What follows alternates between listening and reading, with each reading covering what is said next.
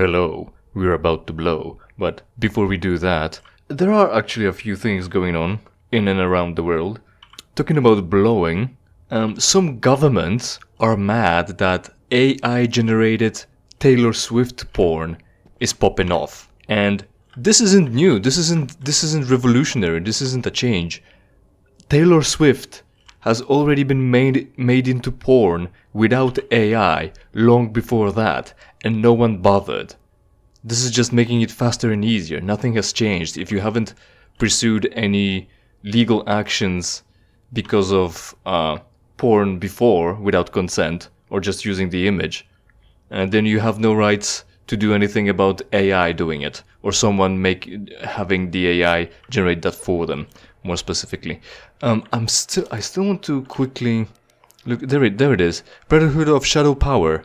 There it is. That's something they just add here, and this is something. So this is what we've gained: a Brotherhood of Shadow Power, which is an item that we equip. Because how else would we access it? It's not a force power that you would have to code in here. Use is unlimited. This is the power wielded by the dominant will of the Brotherhood of Shadow. It allows you summon the Brotherhood of Shadow's warriors at will. Allows you to, should be, I think. And to quickly show that off, it's in here where the shield is. So I use that, a guy appears. And what's funny is that I can use it again, and another guy will appear. And another one. Another one. Another one. If I click too many times, it won't happen. Oh, you cannot summon any more shadows for now. So I can have 3 all at once. So that's an information. Is that how it happened when Akira Konsin was doing that? How long do they last for? I don't know. I'm gonna click one more. That's it. Alright. So it's official that we can only have 3. And I don't know how long will they last for. But anyway, can I talk to them? I need not the passion, for the shadow will nurture me. Ah yes. Shadow, empower me with your essence. That makes you get healed. Shadow, be gone. That's how you dismiss one, so you don't have to heal him. Shadow, await further command. And that just backing out of the thing. Empower my essence. There he goes. He's almost dead, and there he goes. Right. We'll leave them here, just because we can. So yeah. Official news. Hey guys, there is porn about the famous people that we really want to fuck because they're attractive. Imagine that. Again, it's still a thought crime. You cannot stop people from thinking about having sex with the people that they find attractive. Not even people who want to have sex with children.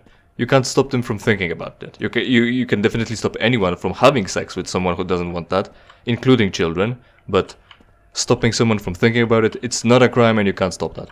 Right, let's hit verbal and see if that's good enough to get another thing going. Verbal, what the fuck? Jedi human, I understand that I must now detonate the explosives to destroy this chamber. Yes. So, again, do it once I'm safely out of range. Hello, guy. Your sacrifice will not be forgotten, verbal. We need to destroy this chamber and you are the only one who can accomplish this. Ah, this is at least different. This is expressing compassion and honoring this action, while this is just more ensuring him or making it clear that he really needs to do this. Because we can't, we're the main character after all, actually. So I'm not gonna show impassion, we need to destroy this chamber, and you are the only one who can accomplish this. Droids of all designs have specific restrictions hard-coded within their behavioral cores. One of these restrictions is that they cannot self-terminate. However, due to a number of modifications within my behavioral core, I am willing and able to share the singular fate with the structure situated around me. To allow you to position yourself outside of the blast radius, I will deliver a countdown of 5.0 seconds before I detonate the explosives. I assume this will allow you to escape before you are disintegrated? 5 seconds. Alright. So first off he goes, we've got the 3 laws of robotics. Don't kill people, don't kill yourself, and protect people, something like that. Or obey commands. So he goes, and I can't kill myself. But fortunately I've been modified, and I'm thinking, right, I can't kill myself, and I'm thinking, so we're gonna have to figure out the password after all, and change things in the end anyway. But then he goes, fortunately I've been modified already, so I'll do it. So again, you'd think, roleplay, investigation, figuring things out, based on the characters, you know, character work, interaction, things. Nah, doesn't matter. Cool. Because like it would have also been a reward, right? That you interacted with these characters, that you paid attention. Yeah, because you can't really interact with Kobayashi out of the sequences where he just talks in cutscenes. Other than that, he goes, "We really need to go and save Sarah Tagana." Right. That's your interaction with him, because he never is a part of your official crew members. Crew member? Your official crew. Like, you can't summon him like you could with T3 or anyone else, where Shadow takes up the space for Bastila. But yeah, 5 seconds? I could use force speed and make that faster, but why not 25 seconds? Why not 55 seconds? 5 seconds to reach the door? How powerful are the explosives? Won't they blow up the entire fucking temple, not just this one room? If they're weak enough, we don't really even need to leave the place, as long as we're far away enough from the rubble to hit us. Like, give us 10. Wait until you see the door close behind me. How about that? That should be a good indicator when to blow this. Also, it would be a good indicator when the door don't close. When the door doesn't close. Because there's a malfunction and now I'm still in danger. No. He'll give me 5.0 seconds. Right. So what are we picking? It should be more than enough, I hope. You assume correct. So that's again yes and yes. And since we're already in Knights of the Old Republic with the Brotherhood of Shadow Solomon's Revenge going on, I've actually read, because I was looking something up, I was looking the spelling for mechanic, I looked up that when the Mandalore's head was just all black without the orange iconic mask, it was a bug. That's known about. And I should have reloaded an autosave. But I didn't, because why would I think that it will bug? And why would I think I can fix it? Also, I was also kind of misled by the shaders that I've got. But yes, it's an official, actual known bug. So anyway, neither is correct. You should give me more time. I'll try. Can you not count higher? I'll do my best. It's not a correct assumption. And it's not more than enough. Neither is good enough. I'm gonna go with the second, because at least this will make me sound more confident. You assume correct. If I may, Jedi Human, I have one last query. You have decommissioned many droids before. Is there a place in the galaxy where we go when our cores become deactivated? Permanently? Perhaps a rust-free haven for droids, where we are permitted to choose our own lot in life? First of you were never alive, and second, wow, big theology here. Guys, where does the flame go when you blow out a candle? Where do the data go when you destroy your hard drive? They don't. Humans don't go to heaven. There is no heaven. There is no God. There is no soul. Droids aren't alive. They don't have a soul. They don't have anywhere to go after they're destroyed. We could have downloaded you. It wouldn't have been a problem, but no one thought about it. It's so stupid. It's so weird now that we actually technologically advanced somewhat, and we compare these retro futuristic sci-fi of Star Wars from 1980s, and no one thought, oh, maybe wireless connection, maybe USB drives, maybe CCTV. No, there is no cameras. There is no downloading a droid, disabling it, turning it off, having smartphones with an internet connection. None of that. The recording device again with a camera, with a microphone, like a phone. No one has that. We've got the bulky data pads. They don't connect to the internet. They can't record the things around. You can't get solid evidence. It's all hearsay. There is no CCTV to check up what actually happened in the lower levels. No, Verbal. You're not alive and you're not going anywhere after death. There is only one way you can find out. Then, as the Orion mechanic would say, I hope such a place exists. I hope I manage to find my way there, and I hope I will enjoy it there. Goodbye, Jedi Human. You Right. have 5.0 seconds remaining. Right, so he's actually counting 4.0 down. seconds remaining. You have 3.0 seconds remaining. Will I You make have it actually? 2.0 seconds. Oh, oh, nice. I think they made... No, no, it didn't work. Is it enough? Is it enough? No, no, it's not. It actually might be that it's not enough, even if you decide to use force speed, because you then take a turn to cast it, and that makes you stop dead in your tracks and animate the casting of it first. It was already fading in to load, and it didn't, so it just killed me. 5 seconds totally enough. Case in point, dude. A picture is worth 1,000 words. See you back when we're doing that. You have 5.0 seconds remaining. You have 4.0 seconds remaining. You have 3.0 seconds.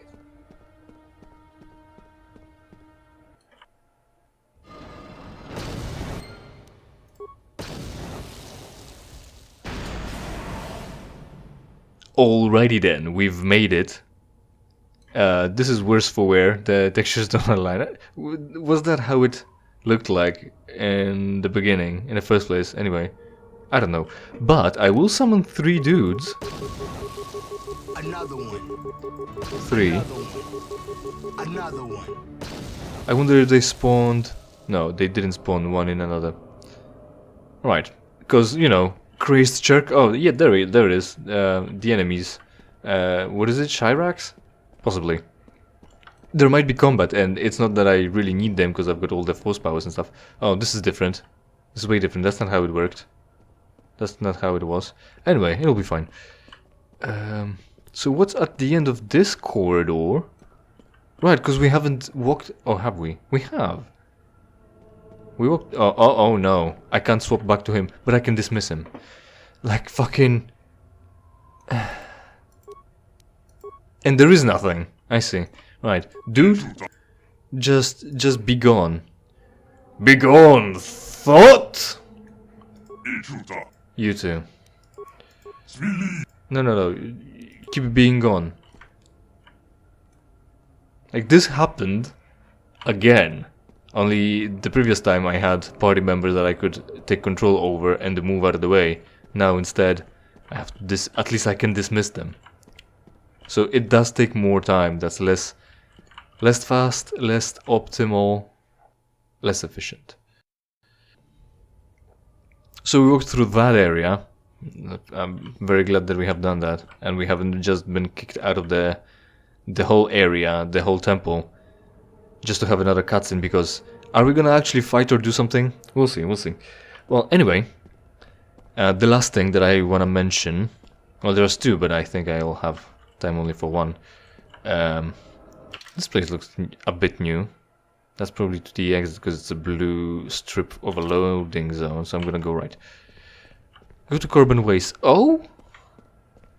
And that's back up to them. Oh. But this is opened now? So this is where that leads. Well, I'm gonna investigate now. So anyway. I kept complaining about how Chana Mei sacrificed her identities to the Temple of Shadow. We really don't need to go back. I don't think I'm gonna go there. Nah, it's pointless. Because then we're gonna get back into another chamber and then back to the other chamber with the statues where Verbal was told to wait, and then back into the Corbin Waste. But then we could circle around. That's interesting. I'm gonna make a hard save and then investigate it on my own. Give me a moment.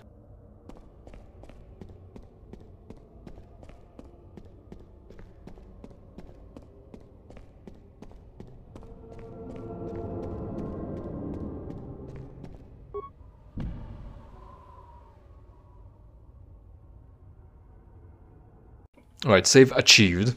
We keep going. So the sacrifice of identity. I complained about it repeatedly, how incredible this is.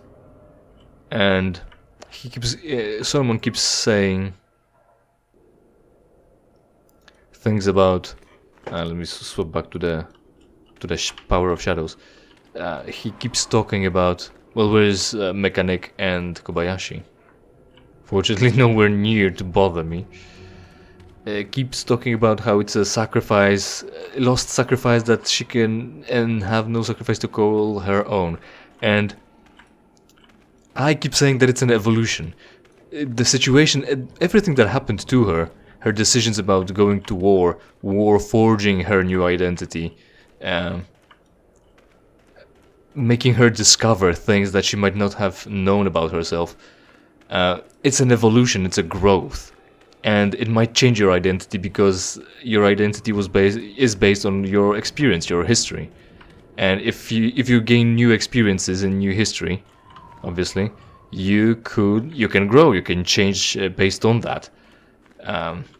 Slightly, a lot, but still, just, and not maybe so much as become a different person, but things that you haven't ever experienced before can become important and weigh heavily, even though you still what would I call it? If you can still follow your own set of rules for behavior, but now you've got a new experience to apply that set of rules to, and with the experience gained out of the new situation, there are new options available to you, options that you might not known about. So it's not that you're completely different. You have new parameters, you know about new options that you can take up to make new different decisions. And so with what you've experienced during that war, with what Chana Mei would experience in that war, she has this ideal of a Jedi, right? And now the Jedi were never doing war, never participating in war. There they are, flashing their lightsabers. What will happen if I go here this time? You cannot afford to deviate. You must reach Chana Mei and Solomon. Right. But I don't know where they are. I might need to check this corridor. Right. So, they were never at war. So this new experience, either she applies what she knows to this new experience, or this new experience informs her about new venues, so that she always identified as a Jedi who, seemingly, that's why she went to fight that war. She identified as a protector, as someone who can help the others. So she went to war to stop the atrocities, to defeat the aggressor and defend the innocent. And she identifies as that, as some sort of a hero who would stand up for the weak in face of actual direct conflict, not some just politics, whether we need to give some food stamps to someone, rather than when someone's shooting at a guy right in front of you. So it's now this is your moral standards, and even though you as a flawed person who only sometimes acts rationally, and prioritizes the codex over your own emotions, your ethics. You identify with the super ego, with the idealized version of yourself, the one that always follows the rules, put in the best light, your best strengths, strongest suits, and things like that. That you think about yourself are best, and you want to be the best version of yourself. So maybe you can also take up a name that would represent you striving to be that as much of a super ego that you see yourself as you can. So with that, it would be Shadow following Amenta, doing what's right, or maybe Sarah Dagana. It's hard to say anymore. So again, it's not a sacrifice that you sacrifice your ego. There is a talk about some Indians sacrificing their ego to be either the id or super ego, probably the id, and they're called shadow people or something like that. So supposedly you can sacrifice ego, but it's a trinity of what you already are, and it's not that you're not id and you can't come back to being an ego, I don't think. So she could identify, oh hey, Kobayashi is there. I can identify him from here. I stretched out with my perception. Recalling those shadow people, Or maybe it's not Indian. It's some tribal thing. Anyway, I'll try to look it up. It would have been on the screen already. Because that ruins my argument that you're not sacrificing ego if they can sacrifice ego. They're probably not perfect as being just any ad or whatever they're trying to do. So I'm gonna discredit them and support my claim, which is you're not sacrificing who you are. You're not sacrificing your ego. You're still just you want to be your super ego. It's just we aren't super ego because we're too weak. We're not disciplined enough. It's a struggle. It's difficult. We just strive to be. Perfection is a virtue. It might not be achievable, as I say, but it's always the best. It's always a virtue. You always should strive to be perfect. The more perfect you are, and the less imperfect you are. It's a virtue. So it's virtuous to take up an identity of your superego. And again, it's not a sacrifice, it's a growth. That's my argument. So, what's this cutscene? Will it be another episode or will it be fine? Oh, right. That's something that I also wanted to mention. I took off all the clothes off of Chaname, of course, because I wanted to steal all her gear and keep it. But I didn't squeeze in the fact that obviously she's now in her underwear only, even though her battlesuit wasn't much more than an underwear. While Solomon is also in his underwear, seemingly. He has no shirt, hardly any pants. They do have shoes, but, you know, these are like boxers, boxer briefs, underwear, tight leggings, and she's in her full bottoms, full rear bottoms, something, I don't know. In her panties and bra, being sexy. It's very Ichani-like, actually, what I've done. Because they both follow Ichani culture. And Ichani ritualistically fight in hand-to-hand combat, basically naked, because otherwise you could put on armor or shields or something that enhances you, and that's not how you want to fight as an Ichani. So I've made this scene very Ichani and very in accordance to both of their codes, essentially. I'm so fucking great, holy shit. Like, not even the writer, the guy, the author, didn't think of making them both fight hand to hand, just to show I'm an Ichani battle master. I'm so good. Here is my superiority. And she's like, you trained me. I'm an Ichani too. Let's fight hand to hand and finally know whose philosophy is better. But on the same ground of hand to hand bare naked combat. We'll finally decide that you'll see that I've grown, not just sacrificed my identity, and that I'm strong and I can stand on my own, without any lightsabers, any force powers. We'll fight hand to hand. No, of course that's not what it is. Alright. This is the perfect moment to stop this, because I'm sure this is gonna be the end of the mod. So, thank you for watching. Hopefully you enjoyed, and hopefully we will see each other in the next episode, where this mod pretty much comes to conclusion in the final cutscene. In the meantime, of course, interact with every other video on my channel, preferably by watching and sharing them with your friends. Subscribe, and if you don't like the content, it's entirely your fault.